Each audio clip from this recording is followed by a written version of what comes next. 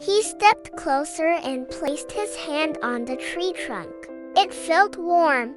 Suddenly, a soft hum came from the bark. Carvings began to glow: stars, hearts, little faces. Then Milo heard some sing, not out loud, but inside his heart. "Make a wish, little one." Milo's eyes widened.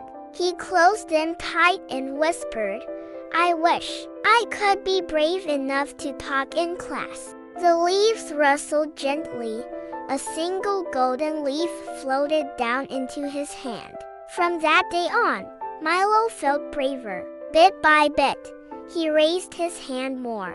He even read a story in front of the whole class. But Milo didn't keep the secret to himself. He told his neighbor, Emma, who used a wheelchair and missed playing outside with friends. She went with Milo to the tree, touched the trunk, and made a wish. That evening, her garden filled with butterflies and all her friends came over to play. Then came Mr. Thomas, the kind baker who'd lost his lucky spoon. He wished for his bakery to feel warm and happy again. The next morning, his bakery smelled sweeter than ever, and everyone smiled more. Soon, the whole village heard about the wishing tree. But there were rules.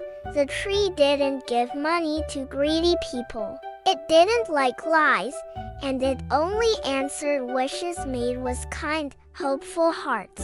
A little girl wished for her dog to come home, and he showed up the next morning with a wagging tail. A lonely boy wished for a friend and found one the very next day when a new family moved in next door. One day, someone asked Milo, "Why do you think the tree listens to us?"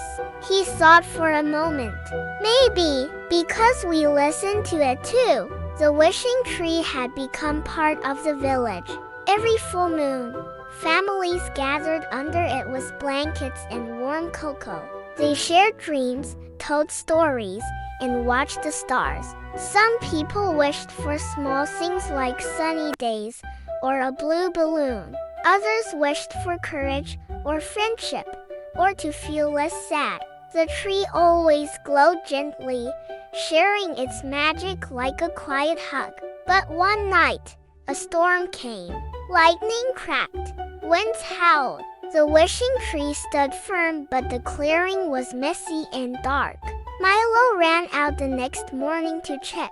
The tree was still there, but its leaves were dim. He gently placed both hands on the bark and whispered, "I wish to fix what was broken." Suddenly, golden leaves began to fall. All around, children and neighbors joined in, picking up branches, cleaning the paths, and singing.